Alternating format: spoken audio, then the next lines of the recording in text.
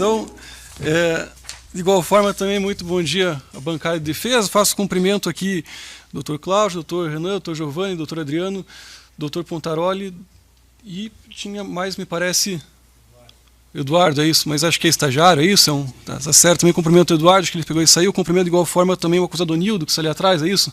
Tudo bem, bom dia.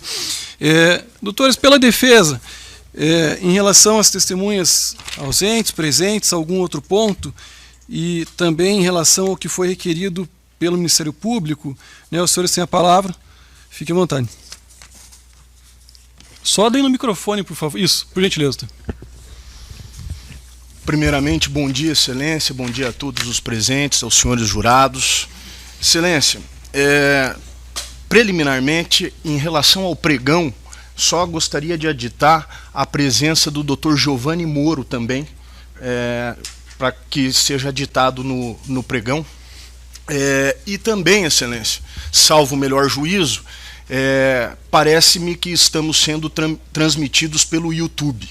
Perfeito. E esse, preliminarmente, é um requerimento que a defesa faz.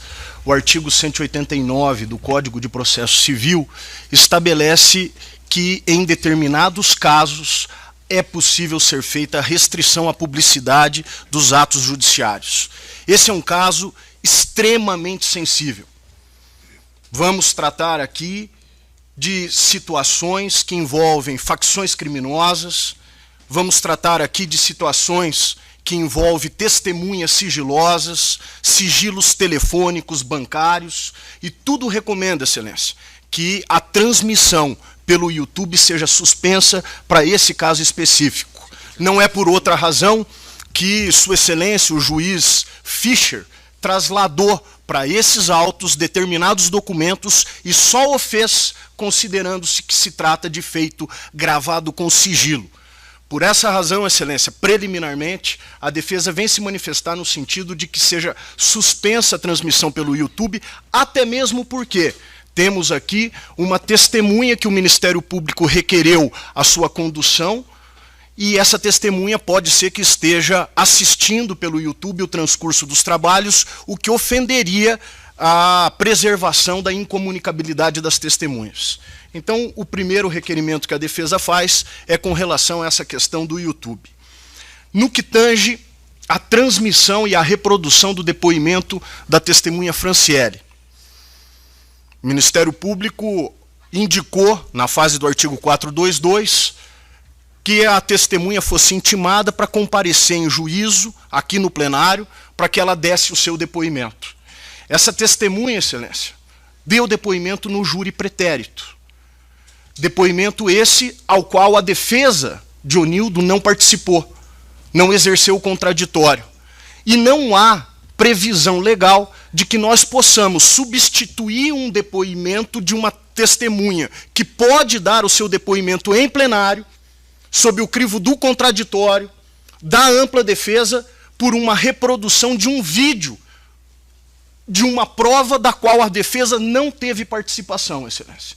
Ofende o contraditório, ofende a ampla defesa, não há previsão legal, não é prova produzida por carta precatória, não é prova irrepetível, não é laudo, não é prova documental, é uma prova repetível e, portanto, a senhora Franciele, se não foi intimada, o Ministério Público não pode reproduzir uma prova da qual a defesa não participou. Esse é como a defesa se manifesta em relação ao requerimento do Ministério Público para reprodução do vídeo da testemunha. Em relação à substituição de uma das testemunhas não intimadas da defesa pelo assistente técnico Leocádio. Trata-se de assistente técnico habilitado nos autos, trata-se de pessoa que já tinha sido indicada anteriormente, não há qualquer surpresa e não há qualquer prejuízo, Excelência. Até mesmo porque a defesa se prontificou a trazer o assistente técnico independente de intimação, que, aliás, encontra-se aqui fora aguardando a sua inquirição. Não há qualquer prejuízo, a testemunha não foi intimada e nós temos a possibilidade, a faculdade de substituí-la por um assistente técnico.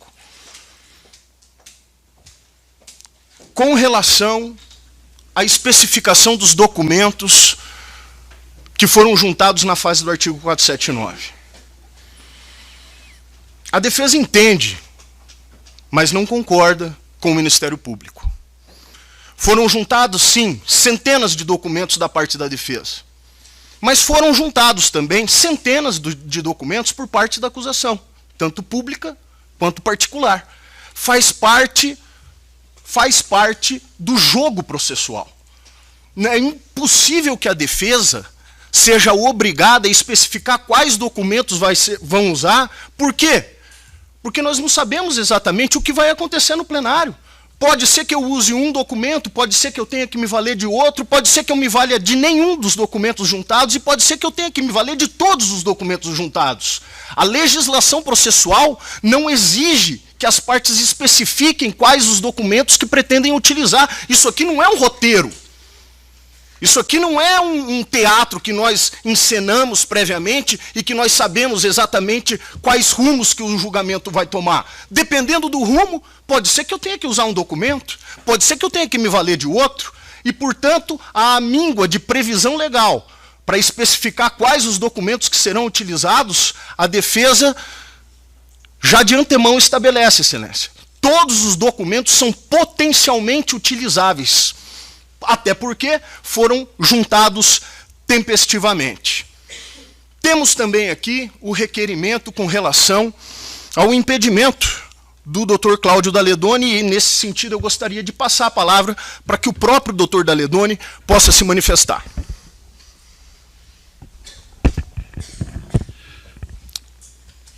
Excelentíssimo Dr. Juiz de Direito, Tiago Flores, doutora Roberta, tá ligado, Excelência? Doutora Roberta Massa, promotora, doutor Cavini, doutor Zagonel e demais colegas. Requerimento da doutora Roberta Massa, em que pese nutrir uma admiração incontornável por Vossa Excelência, seu requerimento, evidentemente que dentro da sua atuação, tem que defender os minguados elementos indiciários que compõem os autos, e dentre esses minguados indícios, né, que Sua Excelência vai sustentar, advém uma declaração prestada em delegacia. Sua Excelência traz a lume a observância do artigo 20 do Estatuto da OAB, que reza o seguinte... Hã? 22. Não, 20, Excelência. O advogado deve abster-se de patrocinar causa contrária à ética, à moral ou à validade de ato jurídico em que tenha colaborado, orientado ou conhecido em consulta. Da mesma forma, deve declinar seu impedimento ético quando tenha sido convidado pela outra parte, se esta lhe houver revelado segredos ou obtido seu parecer. A bem de ver, Excelência, e ainda suscita, né, teratologicamente, a possibilidade de um patrocínio infiel, que é coisa absolutamente distinta, né? Que, lendo o artigo, a inteligência dele é muito clara. Patrocínio infiel, artigo 355. Trair na qualidade de advogado ou procurador o dever profissional, prejudicando o interesse cujo patrocínio em juízo lhe é confiado.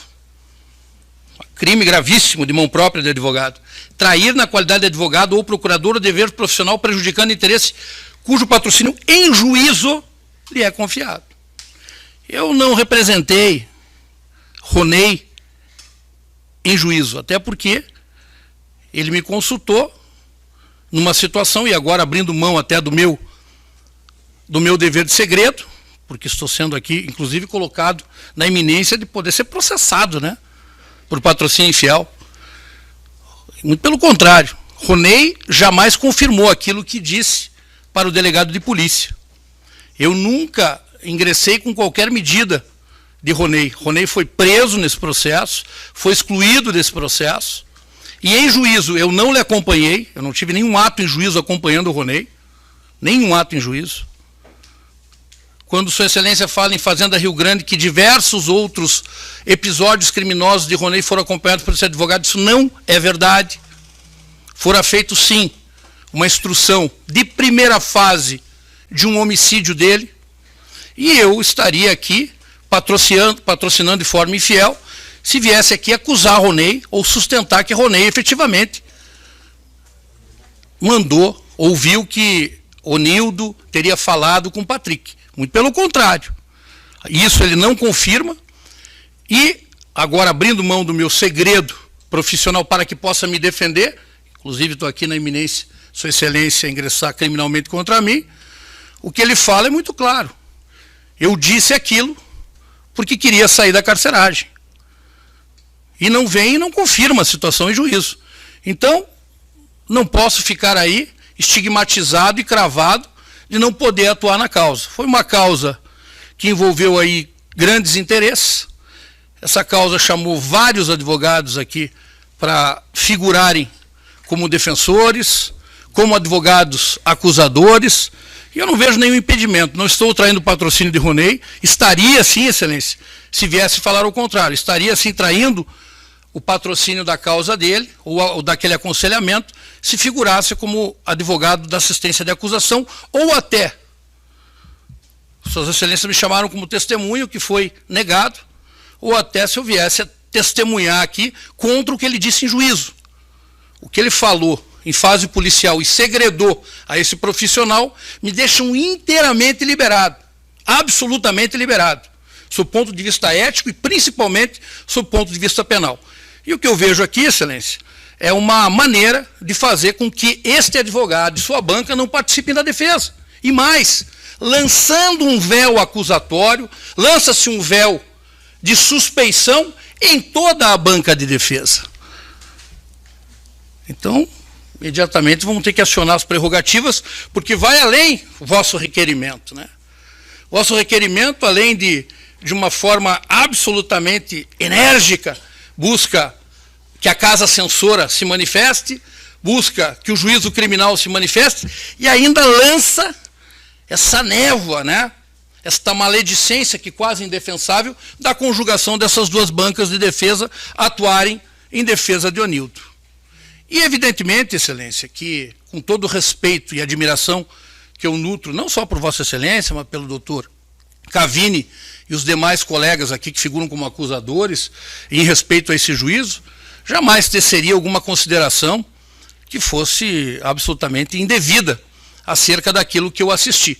Entretanto, não é exigível, né, que esse profissional instado e aí encurralado, né, pelo Ministério Público suscitando patrocínio infiel, não tenha como abrir mão desse segredo, como eu já disse, me sentindo absolutamente tranquilo no patrocínio da causa. Estaria, como dito e já finalizando, traindo a causa, se figurasse como testemunha daquilo que se ouviu dizer como Suas Excelências tentaram. Então é como se manifesta, Excelência, a defesa. Entendimento contrário a esse vai incidir no cerceamento de defesa, proibindo esse advogado de trabalhar, proibindo dele exercer a sua profissão. Isso é coisa que eu tenho absoluta convicção que esse juízo não vai permitir. É como se manifesta a defesa, Excelência. Sim, encerramos pela defesa, doutor Cláudio, é isso?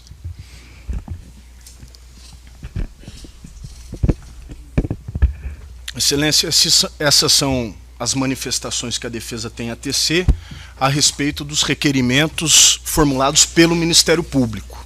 Temos outros tantos pela defesa e, portanto, indago a Vossa Excelência se Vossa Excelência vai decidir preliminarmente os requerimentos do Ministério Público ou se vai decidir em conjunto. Não, o senhor pode fazer todos os requerimentos e colocações, doutor, inclusive sob pena de preclusão. Aí depois todos serão enfrentados. Perfeito, Excelência. Em conjunto, até porque, pelo que verifico, já desde logo tem pontos em comum, né? Então não há porquê. Claro, claro.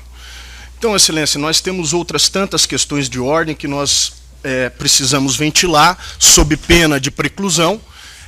Existem algumas matérias que já foram dirimidas por Vossa Excelência, que já foram enfrentadas, tais como o indeferimento de provas que houveram sido anteriormente deferidas, tais como a extração de dados e quebra de sigilo telefônico sem autorização judicial. Isso tudo já é matéria superada, mas que a defesa gostaria de deixar consignado sob pena de preclusão. O requerimento, portanto, é tão somente a consignação em ata. Mas nós temos outros 2 requerimentos, Excelência. Esses sim, inéditos. Esses sim, intransponíveis para o prosseguimento dos trabalhos. O primeiro requerimento, Excelência, diz respeito à juntada de documentos. Na fase do artigo 422, no movimento 2978.1, a defesa requereu, no item E, o seguinte pedido, aspas, seja certificado nos autos o inventário de todas as apreensões e mídias disponíveis perante essa respeitável serventia.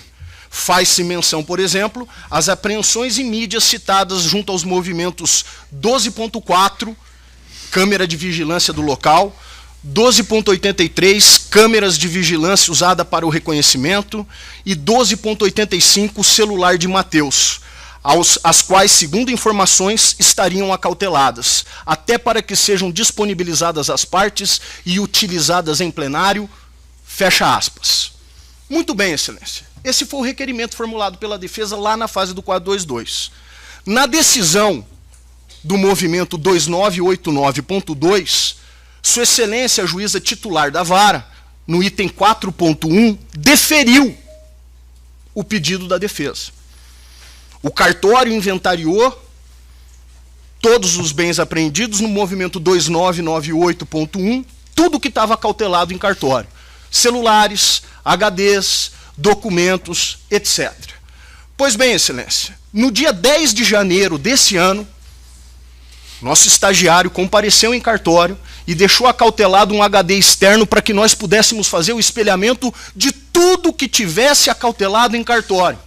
Esse HD permaneceu na serventia por 2 dias a fio. E quando retornou para o nosso escritório, nós tínhamos lá 4 arquivos. 3 em PDF e 1 em Excel. Esse material foi devidamente certificado nos autos, conforme certidão acostada no movimento 3273. Pois bem, Excelência, qual não é a nossa surpresa quando nós percebemos que no apagar das luzes da semana passada, na sexta-feira, às 18 horas, 38 minutos e 10 segundos, no movimento 3373, é aportado aos autos um volume torrencial de informações. Mais de 100 arquivos em PDF, mais de 30 vídeos, alguns dos quais com mais de 1 hora de duração, depois de expirado o prazo do artigo 479. A defesa foi colhida de surpresa, Excelência. Nós não pudemos contestar esses documentos. Nós requeremos insistentemente para que tudo fosse aportado aos autos e a serventia, somente na sexta-feira, certificou esse volume torrencial de informação inédita. Informações probatórias inéditas, às quais a defesa não tinha acesso. Informações inéditas e relevantes, até porque câmeras de vigilância que flagraram o local dos fatos podem ser elucidativas, porque nós temos testemunhas de viso que reconhecem o mandante na cena do fato. Temos testemunhas de viso. Isso tudo precisa ser elucidado. Nós precisamos submeter esse material a uma análise técnica, nós temos que ter a oportunidade de eventualmente nos contrapor a esse material, e o mero desentranhamento disso não seria suficiente a solucionar essa controvérsia, porque essa prova não é descartável, a prova não é da acusação, a prova não é da defesa, a prova é do processo, é de interesse público. E, portanto, Excelência, a superveniência de material probatório importante e inédito, fora do prazo do artigo 479, malfere toda a inteligência do contraditório da ampla defesa. Urge que esse processo seja chamado à ordem, que Vossa Excelência coloque um freio de arrumação, que nós possamos suspender a sessão e que nós possamos efetivamente exercer o contraditório. Não se trata aqui de querer o adiamento pelo adiamento. A defesa não teme o enfrentamento do julgamento. A defesa quer o julgamento, ninguém mais do que o Onildo quer colocar um ponto final nessa história, mas justiça não é justiçamento. Nós precisamos efetivamente ter a oportunidade de enfrentar esse material intempestivo, inédito e importante para o deslinde da causa. É como a defesa se manifesta em relação às juntadas, no sentido de que seja redesignada a sessão. O colega quer aditar o requerimento? Em relação ao prejuízo, que existem testemunhas que reconhecem, que não... Sim, o meu colega enfatiza que o prejuízo é evidente. Existem testemunhas que fazem reconhecimentos de possíveis mandantes que estariam ou não no local de morte. E não se trata apenas de câmeras do local, Excelência. Nós temos ali mais de 100 arquivos em PDF. Matéria probatória relevante, importante, o prejuízo está sacramentado, é necessário que o feito seja chamado à ordem e que nós possamos redesignar essa sessão para exercer efetivamente o contraditório. E se eu quiser juntar, por exemplo, Excelência, um outro material em cima dessas provas que estão ali, eu não vou ter a oportunidade? A defesa não terá a oportunidade, porque superado já a fase do artigo 479? Então é o requerimento que a defesa faz com relação a essa juntada intempestiva desse material. Existem também acessos. O outro requerimento, Excelência, é que a defesa pediu que sejam acessados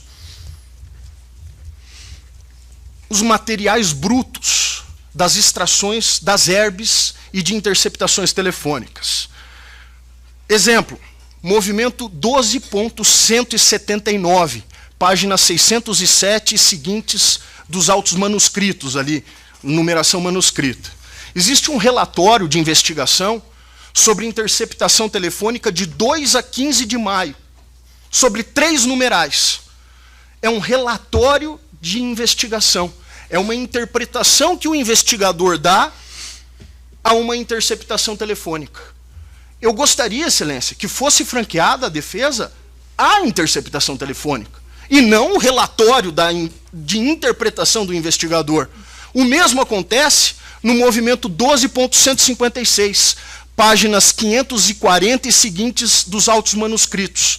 Há um relatório de investigação em que o investigador interpreta as herbes de 3 terminais. Todavia, a íntegra das herbes, a extração propriamente dita, o material bruto, não foi franqueado às partes. E Vossa Excelência deferiu. No movimento 1121.1, há um relatório de interpretação também das bilhetagens e herbes de 3 terminais telefônicos. 1 atribuído a Ari e 2, Excelência. Veja como é grave a situação.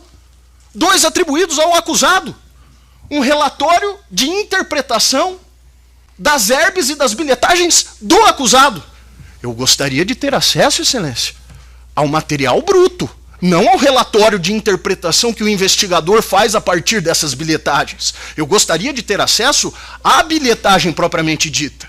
E nós requeremos isso oportunamente e tempestivamente na fase do artigo 422. Não houve impugnação do Ministério Público. A juíza titular deferiu. E Vossa Excelência, doutor Tiago, Vossa Excelência, deferiu também na decisão acostada ao movimento 3174.1, no dia 7 de dezembro de 2023, Vossa Excelência diz, aspas, certifique a secretaria se o material está disponível e, se não estiver, providencie a disponibilização. Isso não foi providenciado. E a defesa insistiu e alertou o juízo. Excelência, o cartório não providenciou a disponibilização. Isso foi feito em tempo antes da fase do artigo 479, no dia 23 de janeiro de 2024. E esse material está incógnito. A defesa não teve acesso. A juíza titular deferiu. Vossa Excelência deferiu. A defesa requereu a tempo e modo e esse material está inacessível. É um material probatório de interesse público. O Ministério Público não impugnou, a assistência de acusação não impugnou, o juízo deferiu por 2 vezes, e esse material está inacessível às partes. O acesso à prova é medida que se impõe. Repito, a defesa está pronta para fazer o julgamento e debater essa causa a hora que tiver que ser debatida, mas um processo está imaturo. O processo precisa ser corrigido em suas imperfeições, sob pena de nós fazermos trabalhos aqui fadados à nulidade. Nós precisamos aparar essas arestas, corrigir tudo e colocar um ponto final nisso. Não haverá prejuízo algum, Excelência, na redesignação e para que possamos fazer um julgamento justo nos trilhos e nas veredas da legalidade. É como a defesa se manifesta, indagando aos colegas se tem mais algum requerimento em aditamento àquilo que nós posicionamos agora.